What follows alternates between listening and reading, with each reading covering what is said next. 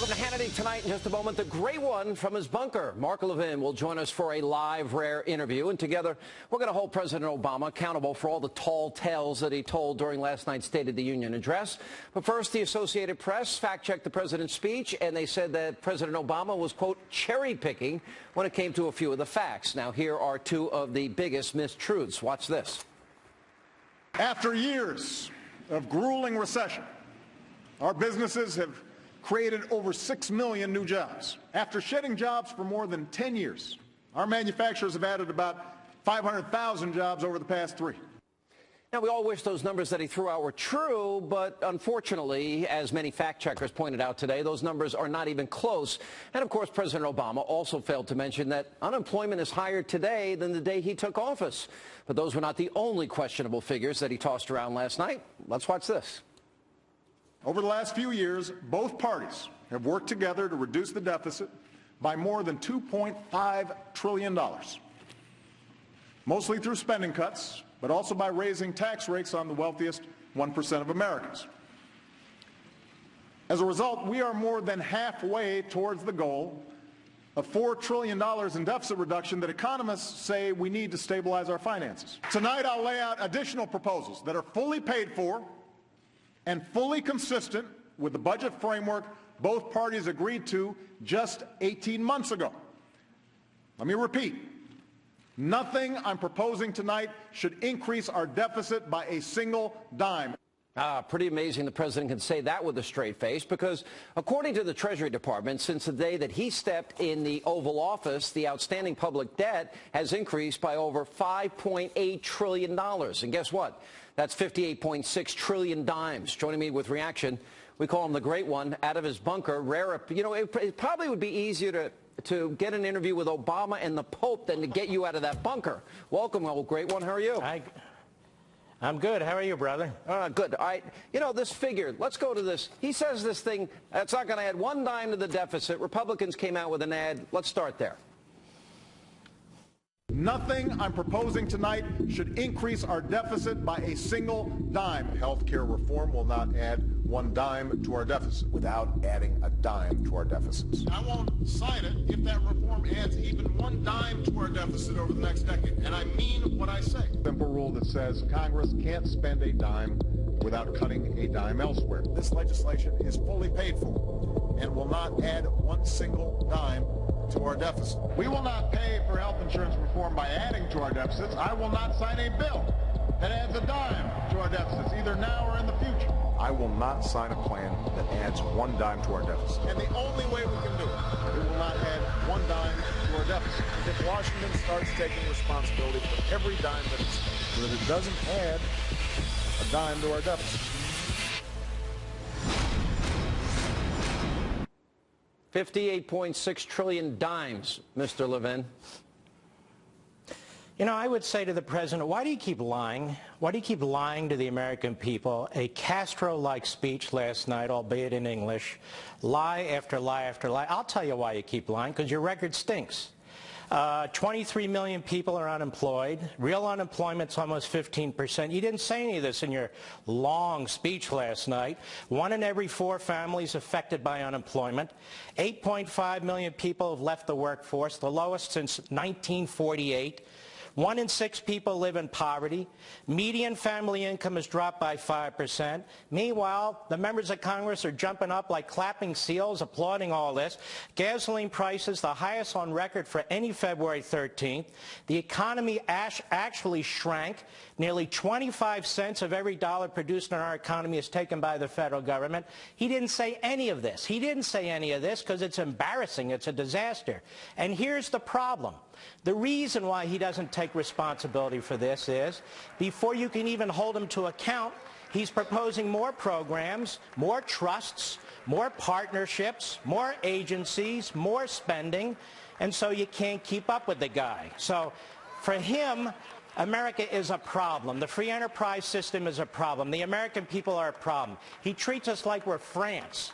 And one of the things that bothers me most, Sean, is this. This is a copy of the Constitution. This is a Bible. Obama put his hand on this and swore to uphold this, and then he keeps saying, as he did last night to Congress, If you don't do what I want you to do, I'm going to act on my own. Well, I hate to tell him this, but he's not a dictator. I know he thinks he's an imperial president, but the fact of the matter is we do have 3 branches of government. He has to work with all of them, but he doesn't want to. You know, I've used the term imperial president. You've used it.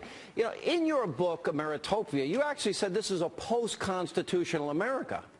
Well, what does that mean? I mean, and especially we now see that if he doesn't like what he gets, he just uses executive orders, does pretty much what he wants.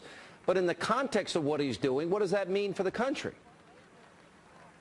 It means a disaster, because now we're a country of men and not laws. The President of the United States gets up there and gives a laundry list of things he's going to do to us, things he's going to do to our businesses, to our workplace, to our communities. That's not the way it's supposed to work.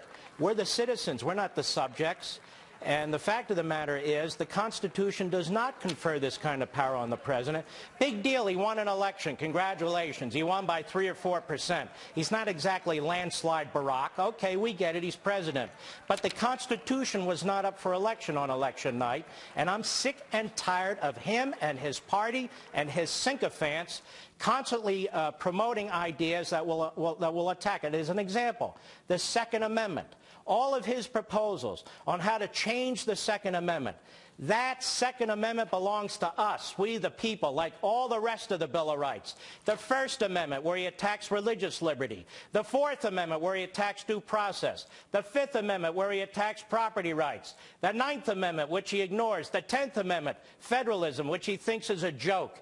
It's not a joke, and we need to start speaking out about this. All right, one of the things you commented a lot, and, you know, look, Republicans have a single House. If they are not united, then they have no power. So give me your best strategy. Look, and I'm going to get into Rubio in the next segment with you. You're sticking with us for 2. If I'm going to grab you out of the bunker, Levin, I'm holding you for 2 because it's a rare appearance. Right. So if they unite, they can stop him. They have power to a certain extent, but if he doesn't use executive powers. So what advice do you have for the Republicans? How do they battle this guy when he's using the same rhetoric, the same class warfare, predictable stuff? I mean, we saw it all last night on display, the same stuff. I'll tell you how. Start acting like men and women. Start toughening up. Start drawing lines and mean it.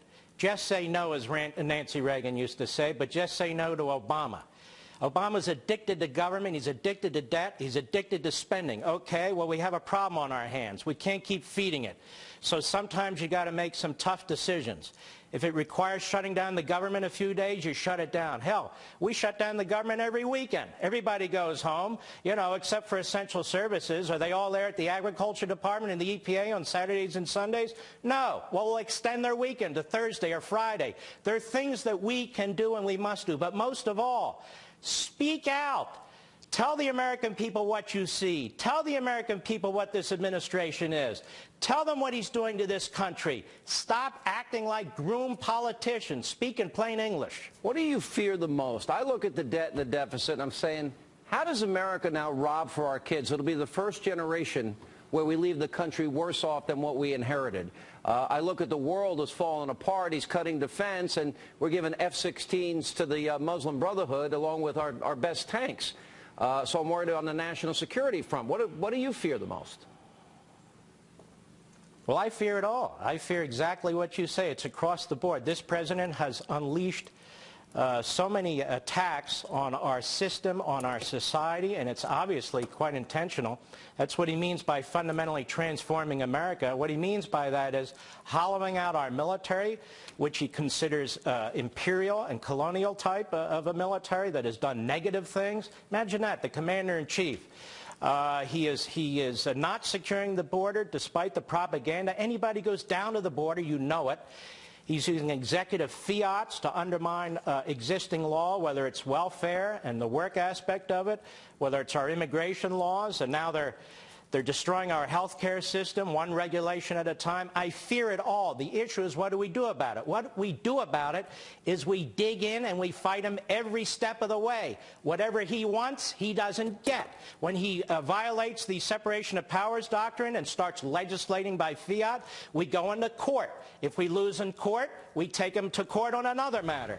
We have got to use the political brass knuckles. We have to slow him down because this man's in a hurry. He doesn't like the constitutional system. He doesn't like separation of powers. He doesn't like checks and balances. So we have to do everything we can politically, legally, to slow him down.